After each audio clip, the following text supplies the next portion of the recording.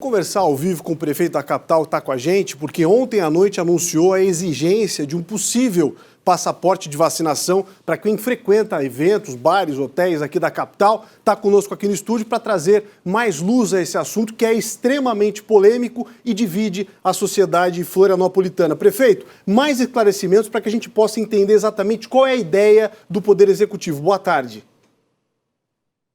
Boa tarde, Polito. Boa tarde a todos que nos assistem no Balanço Geral. O objetivo da Prefeitura de Florianópolis, que já vem amadurecendo há algum tempo e agora com a conclusão da vacina de quem tem 18 anos ou mais, ou seja, dos adultos, nós começamos a debater uma forma de convivência entre aqueles que estão imunizados. Nós postamos ontem na rede social.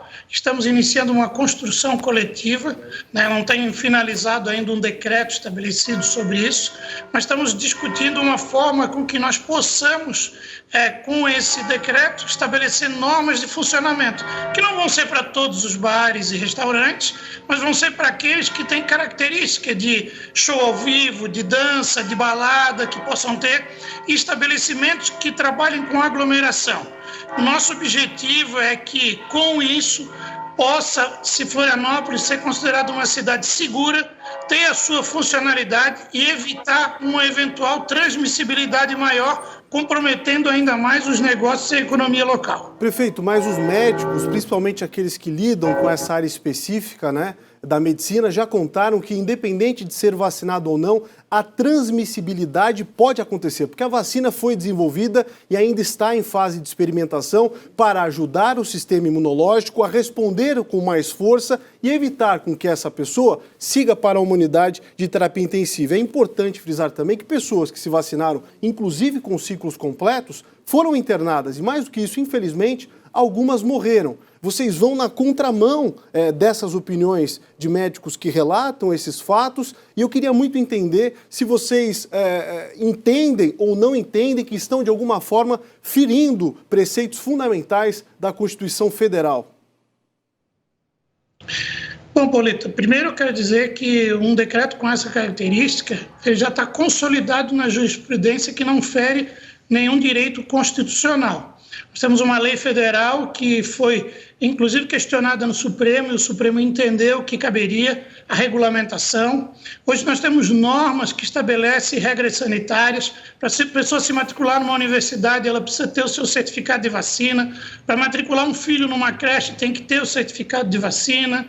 Os municípios podem, sim, estabelecer normas, como, por exemplo, quando se iniciou em Florianópolis e outros locais e outras cidades a proibição do uso de cigarro em ambientes fechados, que posteriormente se entendeu como algo positivo para o que estava sendo estabelecido e de nenhuma forma vem ao encontro do que a medicina coloca. A medicina coloca de maneira predominante, que entende que o principal é efetivamente garantir o maior número de pessoas imunizadas. E garantindo esse número maior de pessoas imunizadas, nós possamos diminuir a transmissibilidade. Perfeito.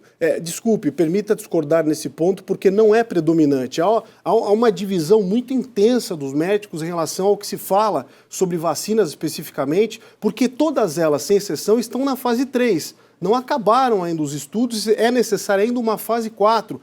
Todas são consideradas, sem exceção, experimentais. E o mundo está passando por um processo que nunca passou antes, Aplicar vacinação em massa, sem saber exatamente o que vai acontecer no futuro. Por isso o receio de boa parte da população e uma cautela extrema, inclusive em tomar uma ou mais doses.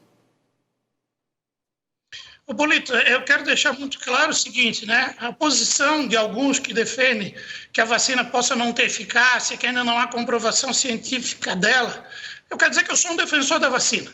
Eu trabalhei desde sempre para que a vacina pudesse chegar o mais rápido possível no braço das pessoas. Eu presido um consórcio que envolve 2.600 municípios que estimula que a vacina possa garantir uma imunidade.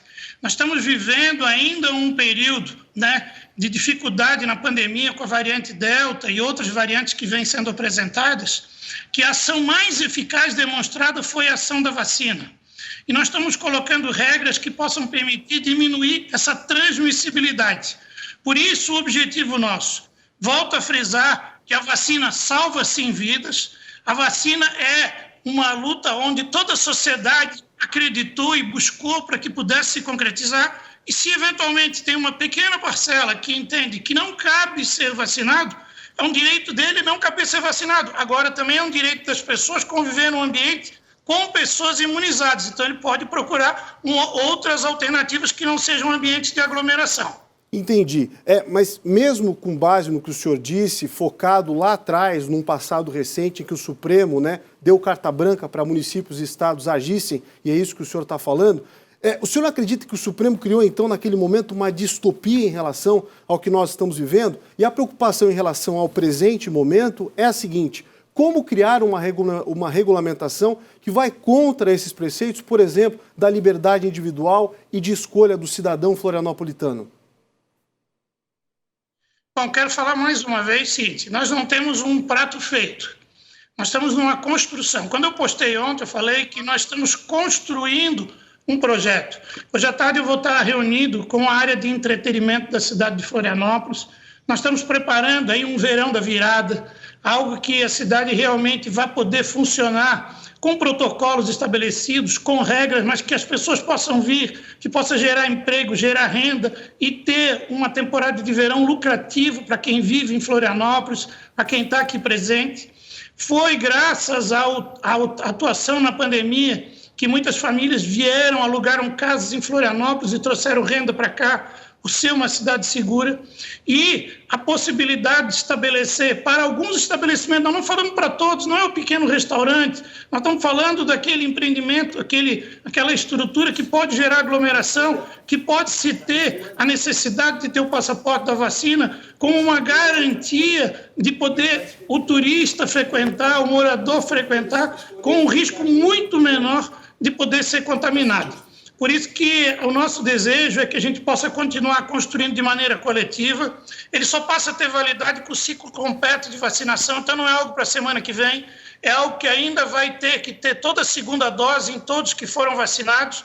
Então nós estamos falando de uma construção aí que vai no mínimo mais 60, 70 dias, que é o prazo da vacina da AstraZeneca, para a partir daí poder, discutindo com a sociedade, ter normas que favoreçam a nossa temporada de verão. Nós queremos ter uma temporada pujante, uma temporada que gere emprego, uma temporada que gere riqueza para a população de Florianópolis, e isso tem que ser feito com a segurança sanitária necessária, por isso essa proposta que vai ser construída diante de um coletivo aqui em Florianópolis. Com toda certeza, o senhor tem razão, a sociedade precisa ser ouvida. Eu perguntei isso olhando um pouco para o passado, mas também para o presente, porque a própria Abrazel já se posicionou publicamente contra um passaporte sanitário. E voltando bem lá atrás no tempo, vimos situações ao longo da história mundial em que houve segregação. E muita gente está preocupada em que, poxa, será que o poder público vai meter uma estrela no peito do cidadão? Esse é o sem vacina, daqui tem um muro invisível, ele não passa. Então, você não tem medo, prefeito? O senhor não tem medo, o poder público não tem medo, que as pessoas sejam encaradas de uma forma em que elas estão ou serão segregadas? Olha, se a gente for olhar aquelas pessoas que fumam, que hoje têm restrições, eles não são segregados, é uma opção deles viver, desde que não tragam risco à saúde das demais pessoas. Se nós analisarmos, a França agora está exigindo passaporte sanitário para dentro dos países. Grande parte dos países está exigindo um passaporte de vacinação para se deslocar até lá. Estados dos Estados Unidos da América já vem exigindo também essa característica. Israel vem apresentando, outros países vêm colocando isso como alternativa que está sendo amplamente discutida. O que eu tenho que trazer é a discussão para a sociedade. O que eu não posso ficar é omisso e quieto, achando que eventualmente vai aumentar a transmissibilidade e nós não vamos buscar uma alternativa em Florianópolis. Quem me conhece sabe que eu sou um democrata por natureza. Eu tenho a característica de debater de maneira muito franca, né? Eu não me preocupo com popularidade, que a popularidade você amplia e diminui, o que você não pode perder é a credibilidade. E a credibilidade caminha junto comigo, porque eu dou espaço para o debate, eu dou espaço para a discussão, mas eu não deixo de fazer aquilo que eu entendo que é correto para a sociedade. E no meu ponto de vista, estimular a vacinação, defender a vacina, nesse momento é o mais correto para vencer a pandemia. Recebemos ao vivo no Balanço Geral o prefeito da capital, João Loureiro, trouxe uma série de esclarecimentos. É um assunto extremamente espinhoso, que divide opiniões e é necessário que o poder público venha a esclarecer as tomadas de decisões para que a sociedade entenda quais passos serão seguidos por aqueles que comandam essa cidade maravilhosa que é a nossa capital catarinense. Obrigado, prefeito, por estar com a gente e pela sinceridade diante dos expostos aqui. Um abraço, Polito. Bom trabalho a todos aí. Um abraço, obrigado.